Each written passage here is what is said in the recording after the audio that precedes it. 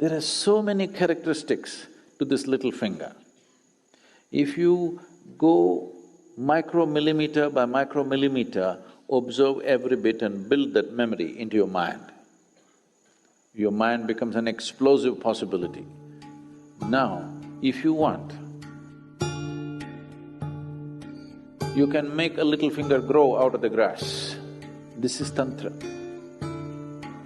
There are situations where they will plant a seed, a mango seed is planted. Tantrics make it grow right there and bear fruit within a matter of hour or two. Because about shamans becoming eagle and becoming wolf these two forms are very common for them. That was not unheard of here, but it was looked down upon in this culture. So, release the chicken's life and use that life form to do certain things for you. Rather than you taking on the chicken's body, you make that chicken do things controlled by remote-controlled chicken, all right? It is a phenomena that's been witnessed by many people, particularly Hanuman Bhakt devotees. Change of form is a very common thing among the devotees of Hanuman even today.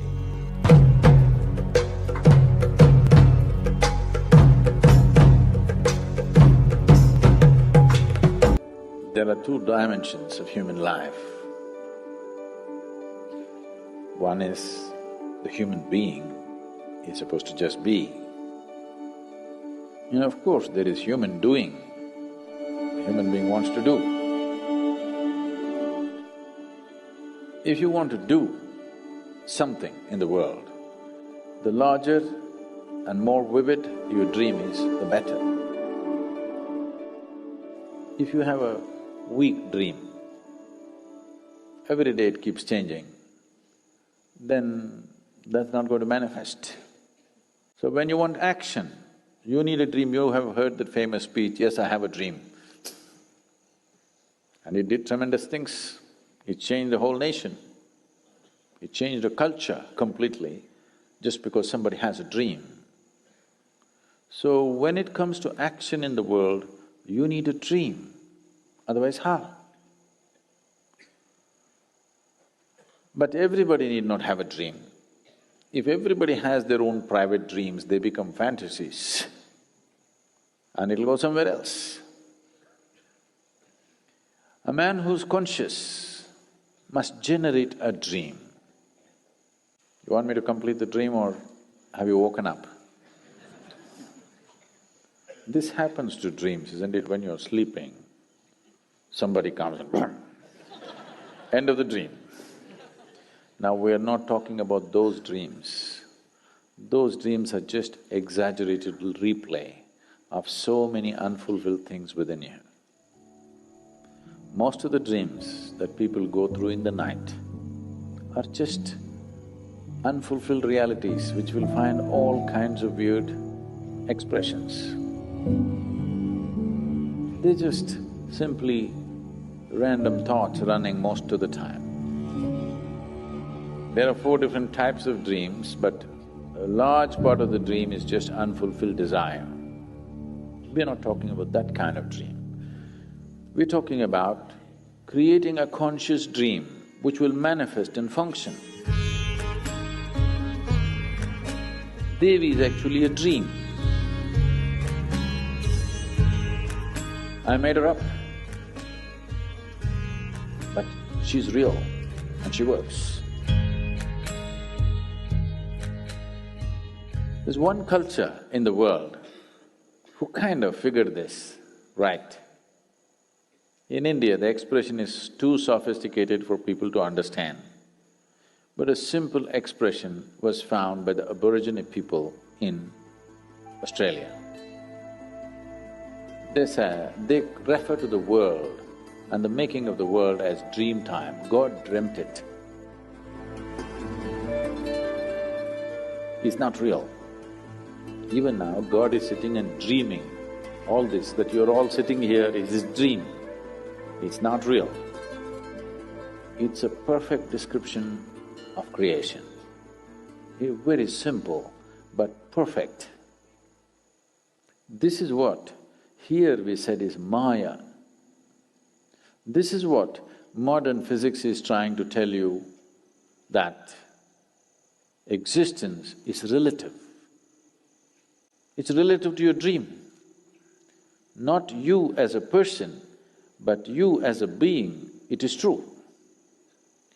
So if a being creates a form, a dream is a form by itself. If he creates a form, it will manifest. Of course, it needs to be supported a bit, but once it's supported, it will always manifest. The whole dimension of Tantra is just this. In the West, the word Tantra means… some fools have written books saying that Tantra means unbridled promiscuity, okay? No, Tantra means technology. The technology of creating.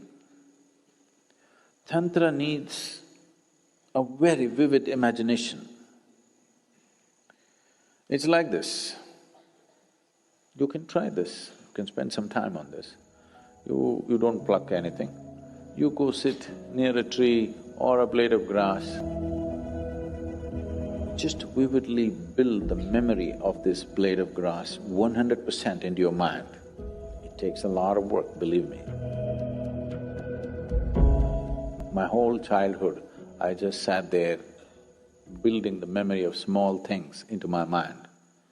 And just one thing, if you manage, I'll tell you, the memory of this little finger, if you build it into your mind becomes miraculous. When I say the memory, there are so many characteristics to this little finger. If you go micromillimeter by micromillimeter, observe every bit and build that memory into your mind becomes an explosive possibility. Now, if you want, you can make a little finger grow out of the grass. This is Tantra. There are situations where they will plant a seed, a mango seed is planted. Tantrics make it grow right there and bear fruit within a matter of hour or two. Because it's a dream. The tree is anyway a dream, your body is anyway a dream, the universe anyway is a dream. In one level, it is a dream, it is relative. So this is what we said Maya. Maya does not mean it does not exist. Dream does not mean it does not exist. It is not the way you think it is. The way you're perceiving through your five sense organs, that's not the way it is. Its nature is different. So, when I'm talking about different things, I may say different things, but they're not different. Because you're looking at it with a discriminatory intellect, they're looking different for you. Right now you're sitting there on the ground. You may think, I am sitting here. The earth thinks, you're just a lump of itself. Who will be proved right one day? Right now you can say, no, that's not true, I can get up, I can walk, I can run, I can jump. But one day, when it sucks you back, the earth will laugh at you. So, it's best tonight you sit down and look at these three things. At the end of the day, you sit in your bed and look back on the whole day from the morning you got up, how you've been going around. You will see 90% of the time you're quite stupid. I'm being generous with percentage, believe me. If you're given little work, if you're just given little responsibility, suddenly you become so important. You become bigger than the universe suddenly. How many times you expanded beyond the size of the universe? If you look at it, you will see most of the time it's bloated. How many times you became immortal, that is, you're not conscious of your mortality. And how many times Did you walk around looking at people and things around you without any sense of involvement? Just three things you watch out. You will see, you will have to laugh through the night. Don't start crying. Just learn to laugh at your stupidity. You will see all the rubbish you carry will turn into manure very fast. And manure is good for growth, you know. Yes. Every day you do this, you will become wise, believe me, very wise. And I have a need for wise people. I'm looking for them. There are a whole lot of things to do, not enough wisdom. Let's grow them.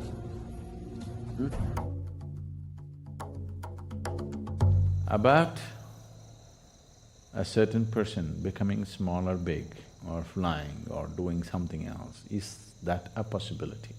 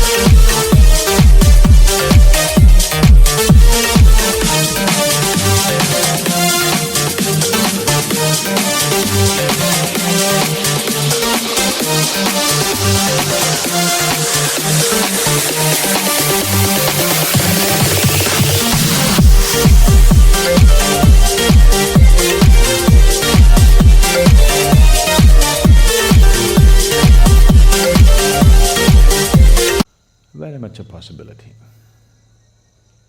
very much a reality.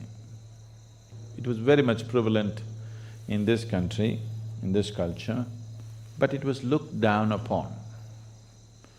But it was looked up elsewhere, particularly in the Native American cultures. There is a whole tradition of shamanism where it is… even today there's any amount of talk about how a Native American shaman becomes an eagle, becomes a fly, becomes a wolf, transforms himself into some other form and gets there and all this. So these are not just stories, it is very much a possibility that one can transform his form if he wishes to. There is a panel in the Dhyanalinga where somebody transformed himself into a form that was relevant to someone else. Have you noticed it? You did not? So, about people taking on the forms that they wish according to the convenience is not a new thing or it's not an unheard of thing. Almost in every part of the world it is there. Particularly it is being publicized in a big way about the North American and South American shamans these days, about shamans becoming eagle and becoming wolf. These two forms are very common for them. That was not unheard of here, but it was looked down upon in this culture. There it is being looked up to because this is not spirituality, this is occult.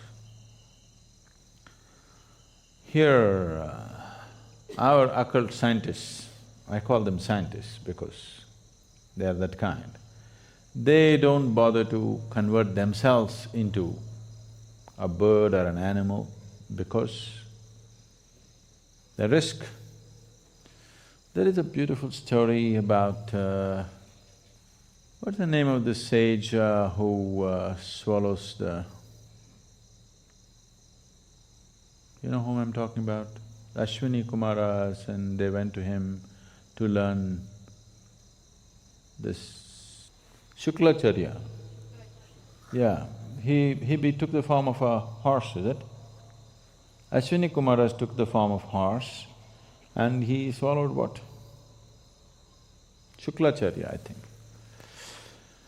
So, there's a whole big story which is maybe a kind of a branch out from Mahabharata, or it's more from Krishna Avtara kind of thing. So there are any number of historical events like that but that was considered crude way of doing things, because when you take on the form of something else, this body has to be preserved and it can always be misused. So, there have been incidents where somebody left his body here in some safety and let's say became an eagle and flew for some time. But when the eagle came back, the body is gone. Now what does the eagle do? A eagle comes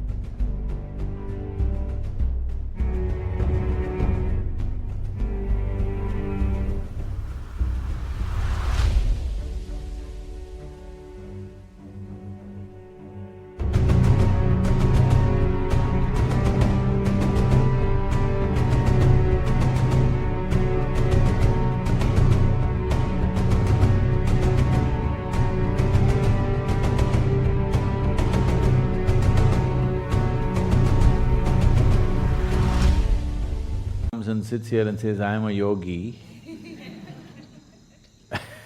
pathetic state, isn't it? Because you cannot fly, you think being an eagle is a big thing. Being an eagle is not a big thing. Though he flies high, he's only looking down all the time. It's better to sit here and look up rather than go up and look down, really. So, here, the occult scientists evolved other kinds of methods. That is, they themselves do not take on other forms. They pick other forms and make the forms work in a certain way. They will take a certain animal. Usually, one thing that is heavily used is a chicken. Oh, you think that's a waste, huh? So, they will release the chicken has to be young and vibrant chicken, uncooked.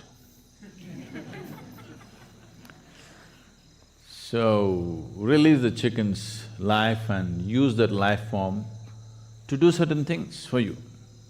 Rather than you taking on the chicken's body, you make that chicken do things controlled by remote-controlled chicken, all right? A remote-controlled chicken is better than you becoming a chicken, isn't it? Because you becoming a chicken, there is a risk. You left your body and you went out as a chicken and tried to do something and you've become somebody's tandoori. So, they evolved better, more sophisticated methods to deal with the same things. Is that possible? Hanuman becoming small, big, very much possible. And even today, it is a phenomena that's been witnessed by many people, particularly Hanuman devotees. Change of form is a very common thing among the devotees of Hanuman even today, because that is the trend he set. Hanuman is a superman. Okay, a little bit of tail and facial features, the rest is Superman. He is a Superman. His strength is his devotion. The devotion in his heart is so strong. Because of that, he stood out shining, because of his sheer devotion.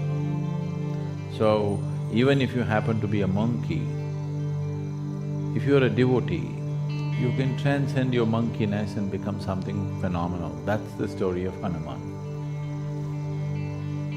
It works even if you happen to be a donkey.